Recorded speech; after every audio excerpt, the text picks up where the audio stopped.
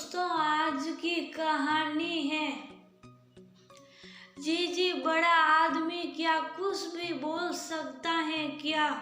दोस्तों, कहानी शुरू करने से पहले अगर आपने चैनल को सब्सक्राइब नहीं किया हो तो कर लीजिए ताकि आपके पास पहुंच सके हर नया वीडियो। क्या हुआ रंजनी, आज कुछ परेशान सी लग रही हो? नलिनी ने रंजनी को परेशान देखकर पूछा। कुछ नहीं जीजी, बस ऐसे ही। रंजनी ने फिर से अपनी साड़ी के पल्लू से आंसू पोंछ लिए। कुछ नहीं, कैसे? उतनी देर से मैं देख रही हूँ कि तुम बार बार साड़ी के पल्लू से आंसू पोंछ रही हो। कोई खास बात? तुम्हारे पति ने कुछ कहा क्या? नहीं जीजी, वह कुछ नहीं कहते। खैर, इतना तो समझते ही हैं कि दिन रात हड्डी तोड़कर मेहनत करती हूँ तब 4 पैसे मिलते हैं। फिर क्या हुआ? आखिरकार नलिनी के प्यार की गर्मी पाकर रंजनी पिघल गई। जीजी, आप ही बताइए कि माना हम लोग आप लोगों के घर काम धंधा करते हैं तो क्या अगर जरूरत होगी तो छुट्टी नहीं ले सकते क्या? बिल्कुल जरूरत होगी तो छुट्टी तो लेनी पड़ेगी ही। नलिनी रंजनी के समर्थन में बोली। तो फिर आप ही बताइए जीजी, आपको तो बताया ही था कि कल मेरी बिटिया को दामाद विदा करवाने आ रहा है और जब मैंने छुट्टी के लिए 27 नंबर वाली मैम साहब से कहा तो उन्होंने ये कहकर साफ मना कर दिया कि अभी 15 दिन पहले भी तुमने छुट्टी ली थी अपने बेटे की बीमारी का बहाना करके।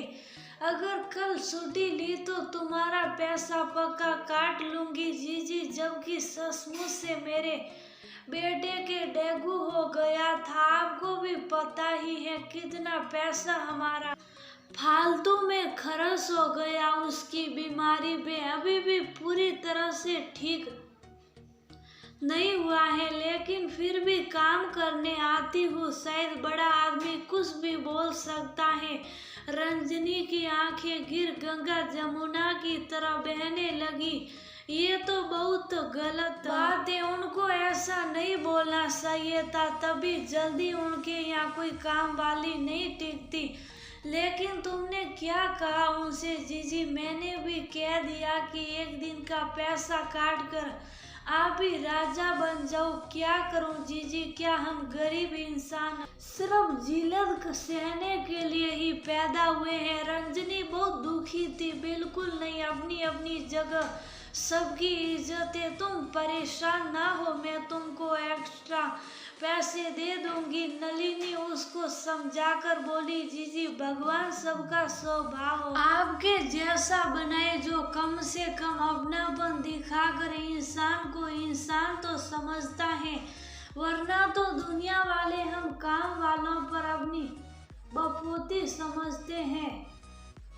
जब जी में आए वो सुना दे। रंजनी, ये तो अपना अपना विचार है लेकिन तुम परेशान ना हो, सब अच्छा ही होगा। रंजनी शुभ साफ काम करने लगी और नलिनी कुछ सोचने पर मजबूर हो गई कि एहसान इन लोगों के ऊपर हम नहीं करते बल्कि ये लोग हम पर करते। ये गरीब लोग बेचारे पूरे महीने पर जी तोड़ मेहनत करते हैं, चाहे पानी बरसे चाहे कड़ाके की धूप हो जा कड़कड़ाती हुई सर्दी हो, तब हम इन लोगों के हाथ में पैसा रखते हैं, वो भी एहसान करके।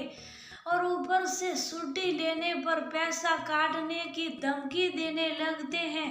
लेकिन शायद यही इस समाज की विडंबना है और वह उठकर अपने और रंजनी के लिए चाय बनाने के लिए